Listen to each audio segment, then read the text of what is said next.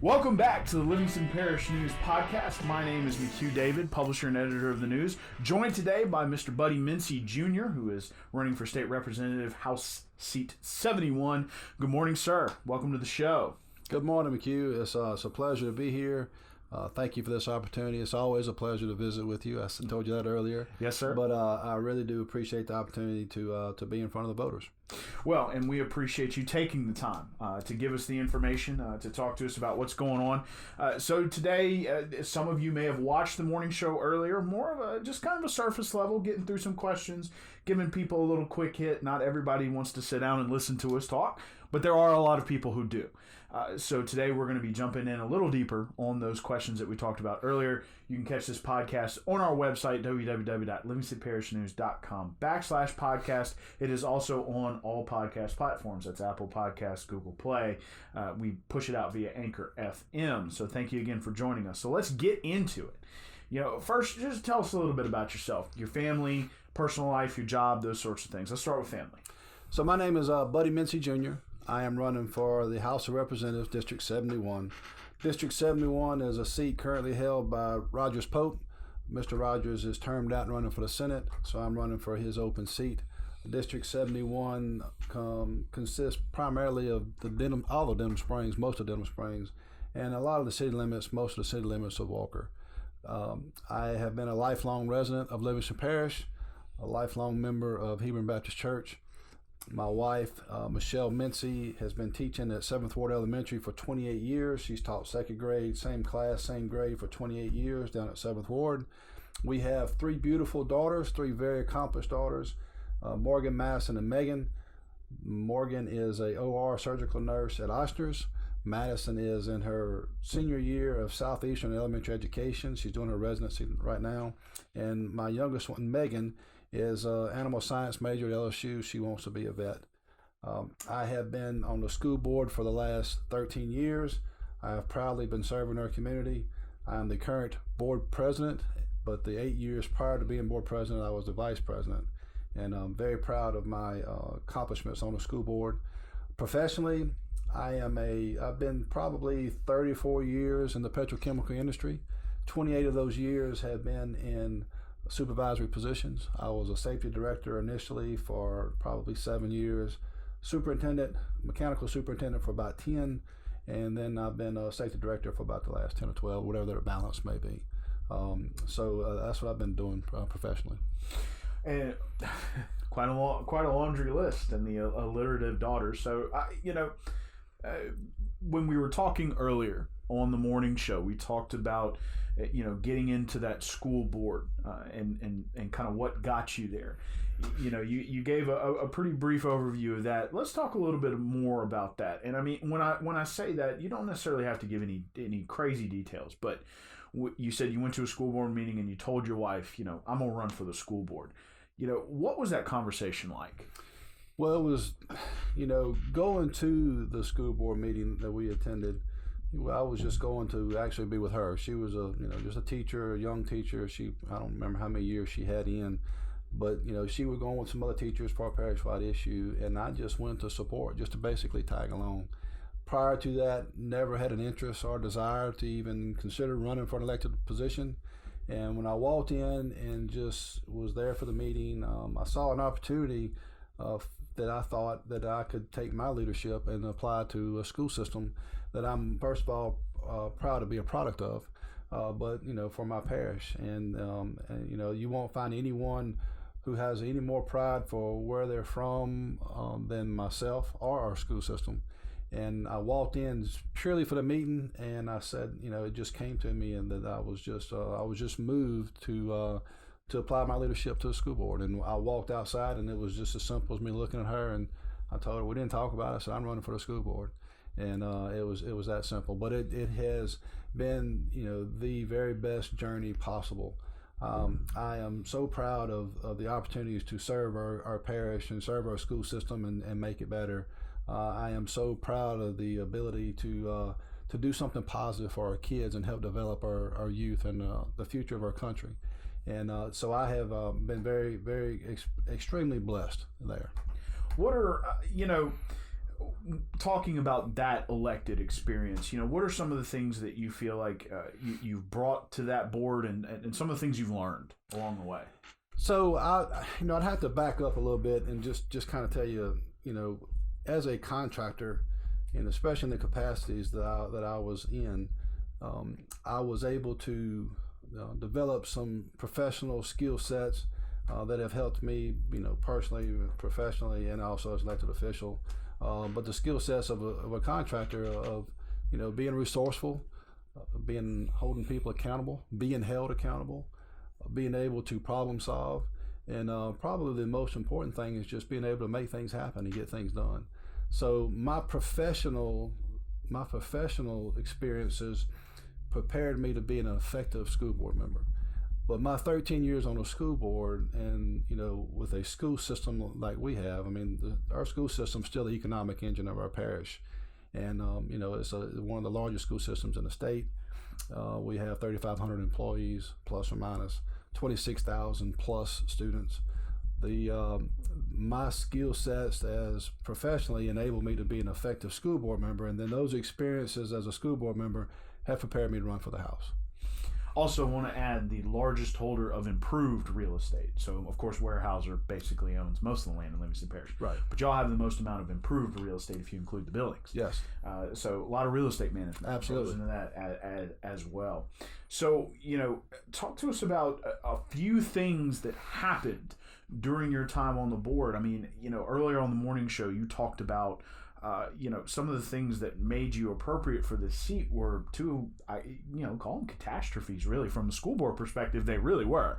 One in 2011 and one in 2016. So let's start with 2011 and let's talk about some of the experiences you've had. Yeah, first I just elaborate before we get into that. Probably the most dramatic change that I've seen in our school system is whenever I first got elected, we were a very politically divided board. The board was it was always an east-west deal. 9 board members. It was all about who had the 5 votes, and it was extremely political. And it was extremely frustrating for me to walk into that environment. And everyone spoke about, well, we did this 10 years ago, and we did this back when this guy was in administration, and it was always about the past. And, I approach everything. I'm not worried about the past. I'm worried about going forward. You learn from the past, but everything you do is about how you move forward. So the first 4 years being a politically divided board was extremely challenging for me because I was primarily on the losing end for those 4 years. But then there was a change in the dynamics of the board, a transition, if you will. And the people changed, and the power, if you will, switched. And we engaged the other side. Whenever I became on the majority side, we really engaged the other side and wanted them to be a part of the solutions. And we didn't want to exclude them. We didn't try to circumvent them. We didn't try to shove anything down their throats. We actually engaged them and tried to make them a part of moving our parish forward. Now, when you say them, you mean the east side? Yeah. Well, it was whatever the other side composed of. Gotcha. Okay. So and it worked. It probably took 2 or 3 years for some barriers to break down, but anyone who's been a part of our school system can attest to that transition. We went from an extremely political board to a board who's not about who's got 5 votes. It's a board about who's doing the right thing and doing the right thing for our kids. So I'm first very extremely proud of being part of that leadership that led us to that transition. And I'm proud to serve on the board that I am now. We do some good things. You alluded earlier to a couple of the financial situations that we've had. Our school board budget is probably $300+ million, our total budget for a year, which is a big budget. And I have been the Budget and Goals Chairman for the past 9 years. As that chairman, we help guide that process to set our budgets. And we've gone through 2 emergencies. We went through in 2011. We had as a result of at the time, the general educational reforms, there was a lot of cuts. So there's a lot of reforms throughout the whole state. And our school system, it was catastrophic for us. We had to declare a financial emergency. We had to go and look under every rock that we possibly could and try to save some money. So I was a part of of that. I give you just a good example of, from that standpoint. At one time when I first got on the board in 2008, we were transferring $4.5 million a year from our general fund to cover school food service. So basically, we were not bringing in enough money to cover expenses. Well, as a new person on the board, and I take my business perspective of things. I'm like, well, why is that? Why are we having to transfer that much money? And so I asked the board to form a cost savings committee, which we did, and we really took to task not only the school food service but a whole bunch of other different departments, and we tried to save money. And in 2008, we were transferring $4.5 million. 3 years later, we were down to about $1.5 million. So we started saving $3 million a year just in that process alone. And it was just about being accountable, holding things accountable, and setting guidelines and following those guidelines. So the fiscal part of it, we had the budget cuts in 2011, and then we also had the flood in 2016. And the flood is just really, it's a success story for Livingston Parish Public Schools, but a success story for our community. Mm-hmm. And we're still recovering, but we have, I think the school system did as good a job as they could. 19 flooded sites. We were back in school within 20 days. We had 3 campuses that eventually had to be demolished. We had 3 modular campuses erected in 120 days. So it's just a true testament. It's a success story, but it's a true success story for our school system, but our community as well. So, a couple of financial issues, and we'll get back into that and talk about that a little more once we talk about the actual race that you're running for. So let's get into that. And let's back up, because during the morning show we asked, what pushed you into the race. Let's back up before that. Dale's term limited. That would be Dale Erdy, Senator Dale Erdy. It's District 13. Jay Rogers decided, Mr. Jay Rogers Pope, he's going to throw his hat in, right, into that race. So that opened up the House seat. What was your mindset then? Well, actually, so I knew District 71 seat would be open regardless of what Mr. Rogers did. Rogers was term limited, so he was term limited. So I knew that he was in his last term as a House of Representatives. I've actually been approached by quite a few people over the years to run for that position, and it was something that I have considered. I thought about, didn't really pursue any kind of way, and as it got closer to the end of that term for Mr. Rogers, I was actually approached by some elected officials, parish-wide elected officials, who contacted me and said, "Hey, man, we think you would do great at this. We really want you to run." And Dr. Hughes, for many years I served with Dr. Hughes. He's been wanting me to run for the House of Representatives once Mr. Rogers got out, for goodness, 8 years now. Oh. And so he's always pushed me, and he always pushed me to run for this. In fact, when I finally decided that I was going to run for the House of Representatives, I went to Dr. Hughes's house to tell him, and it was very it meant a lot to me to be able to go see and tell him that I was going to run for it. But so I had a lot of people approached me about running for it. I thought about it. The one person who wouldn't discuss it with me was my wife. She literally would not even discuss it with me for 6 months. And I tried to talk to her about it, and she just like, I can't, she did. And I'm the kind of person who I give everything 110%, and I'm either all in or I'm out. And she just couldn't think of me doing something else that took more time away than what I was doing. So she wouldn't even discuss it with me. But after 6 months, we had some. So the same group called me back and said, "Hey, you need to make a decision. If you're not going to run, we gotta get someone else." And so I went to her and said, "Hey, all right, we got to decide."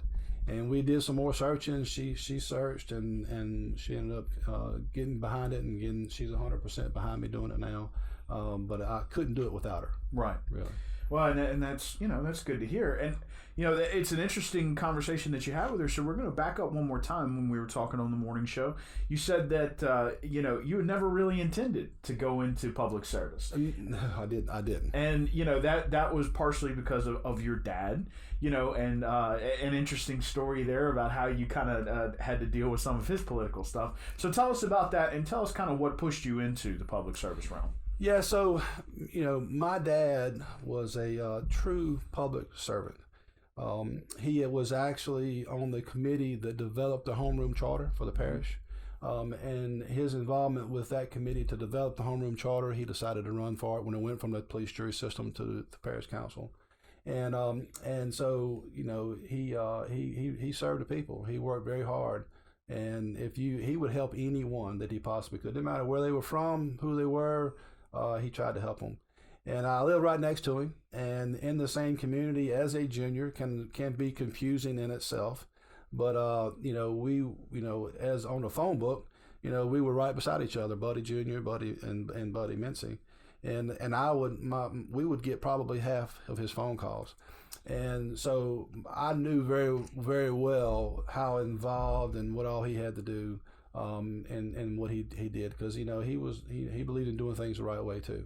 And in fact, he would go on, out of town and go for work and different things, and I had to go check his messages, and he would have 20 and 30 messages a day, and my job was to call every single one of them and tell them, hey, Daddy's out of town, and I ended up helping a lot of people along the way, just trying to just help people. And so, but it's watching what he had to go through and getting all those calls. I didn't want to be an elected official. It wasn't on my radar. Until, like we talked about earlier, I went to that first board meeting, and then and I was moved, and I felt the calling, and I felt like I could make a difference, and I can proudly say that for the last 13 years I have.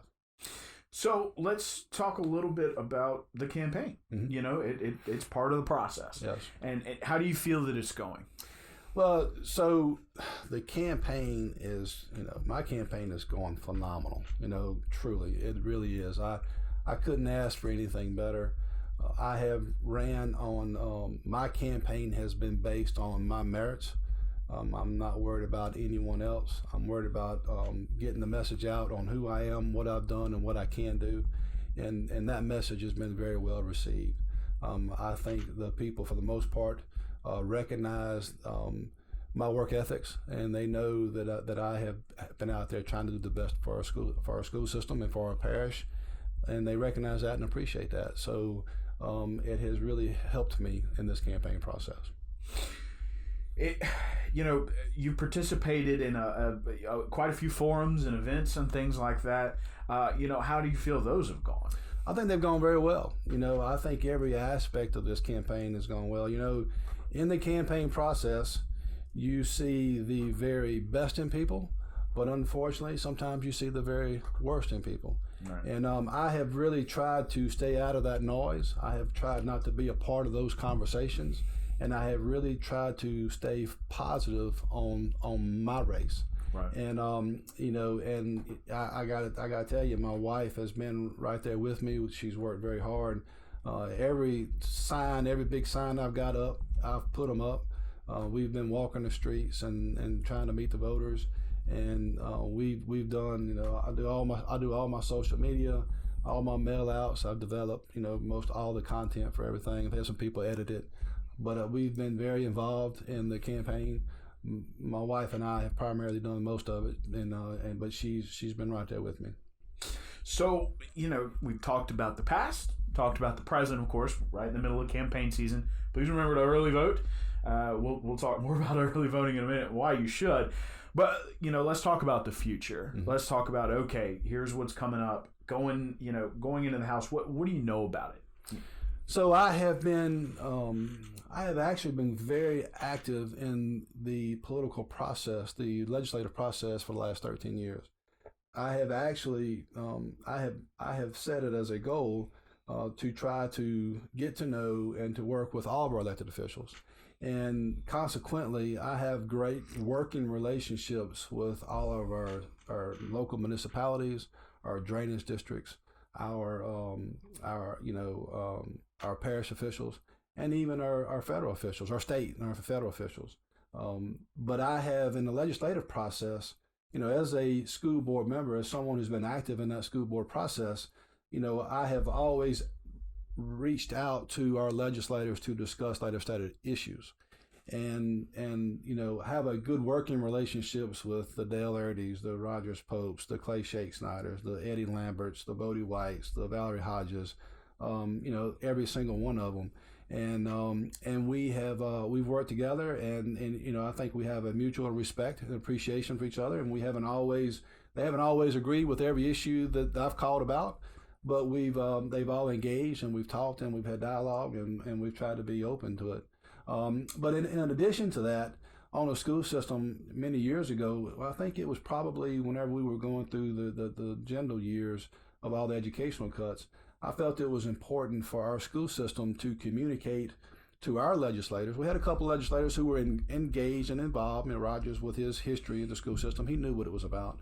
But I thought it was important that we educate them on the great things that we do with the limited resources that we have. So I actually approached our superintendent at the time, which was Bill Spears, to have a legislative session, if you will, we brought all of our legislators in, and we discussed our issues, and we discussed our obstacles, and we discussed the challenges that we have, and how that legislative process can hurt, or how it hurts us, or how it could help us. Mm-hmm. So we did that with Bill Spears, did the same thing with John Watson, and just recently done that with Superintendent Wenzel. And I have really pushed for that to be an annual event for our school system, and I think it's important to have that dialogue. And it's important that whenever you do get down in session and you're working with those legislators, that at least you can talk to them, and you can put your hands on them, and you can discuss it, and they'll listen to you. And so I've been very engaged and involved in that legislative process as a school board member for 13 years, and particularly as a school board president. But also just because of those relationships and that trust and that confidence with those legislators, we talk shop a lot. Mm-hmm. So I know the issues that a lot of them have been fighting, and I know what I'm getting into. Small sub question, I guess you can call it. Of committees. Would you be shooting for a position on a committee, and if so, which one? Yeah, so I have actually. That's a tough question for me, to be honest. There's so many committees that I have interest in. Of course, transportation and ways and means, for the obvious reasons on how that benefits our parish. Of course, from an education standpoint, and the obvious reasons on how that benefits our parish. Appropriations, again, where the money goes and where it doesn't go. Mm-hmm. I have an interest in that, but I also have an interest in the agriculture committee as well. So I really, it's going to be tough. I'm hopeful to get on a committee with a committee chairman who really wants to do the right thing, mm-hmm. and not get bogged down in the political process, and get some work done. So we'll have to wait and see how that shakes out. But I'm interested in all those committees. You might end up staying busy. Be careful what you wish for.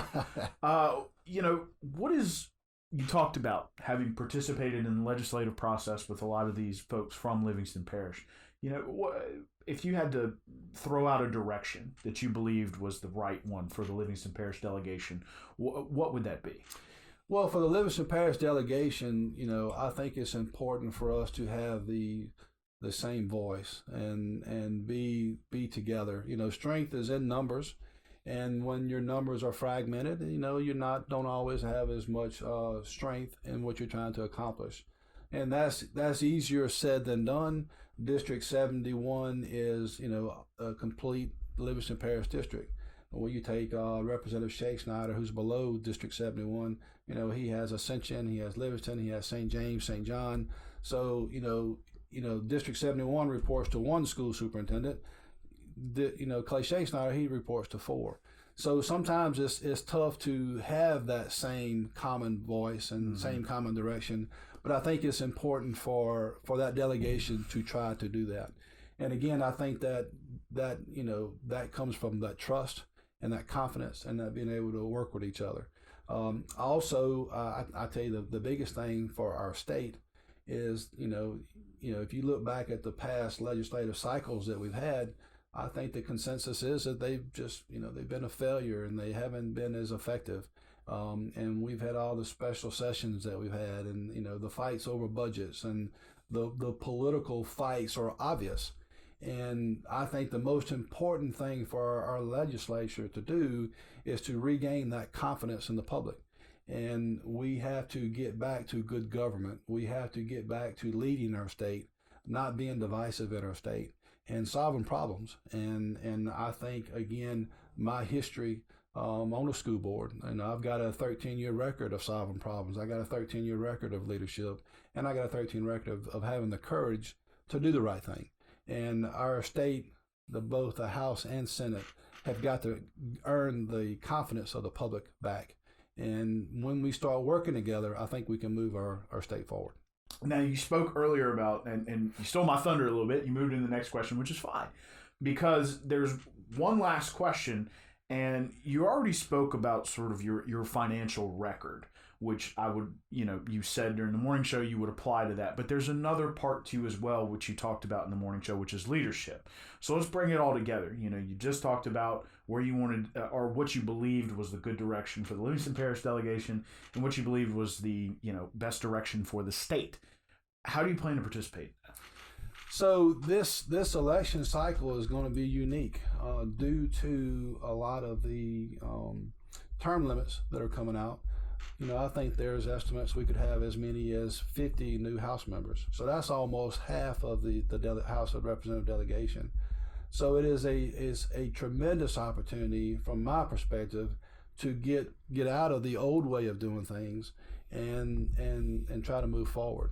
But that includes electing the very best people that you can.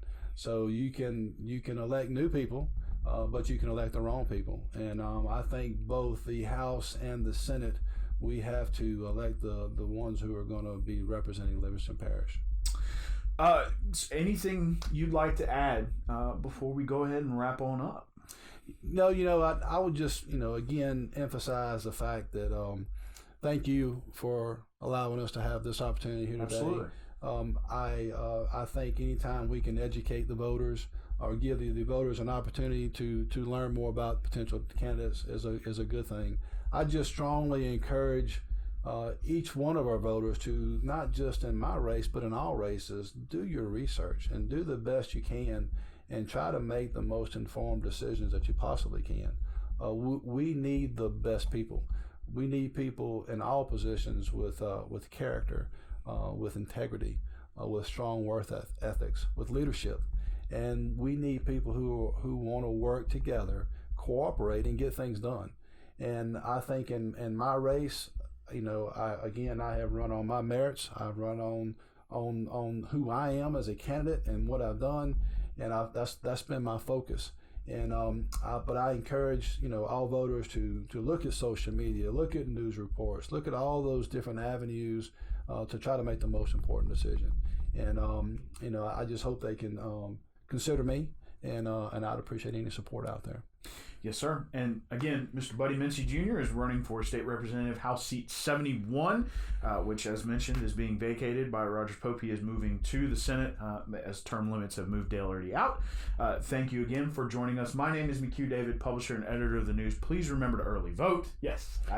I did not forget. Please remember to early vote. It starts Saturday, September 28th. That's tomorrow, for those of you who watch this right as we put it out. It starts at 8:30 a.m. You can go to the Registrar of Voters office in Livingston or the Denham Springs Walker Branch Library. It runs till 6 p.m. every day. You cannot vote on September 29th. That's Sunday. Otherwise, it will be open through October 5th. Reason early voting is being pushed is on the Saturday, October 12th, which is Election Day. LSU plays Florida at 2:30 on CBS. It's Southeastern's homecoming. It is the Saturday of Fair Week, and we will be getting into the throes of hunting season. Absolutely. So instead of having to worry about finding your precinct and getting your vote in on that Saturday, go ahead and vote early, and that way all you got to do is worry about the results.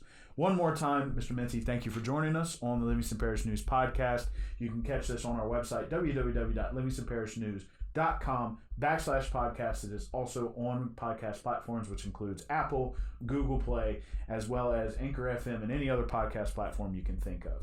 We will be back this afternoon with Mr. Gary Frog Talbert, and then we have plenty of people trying to scramble to get in during early voting next week, so be on the lookout for more guests. Thanks for joining us.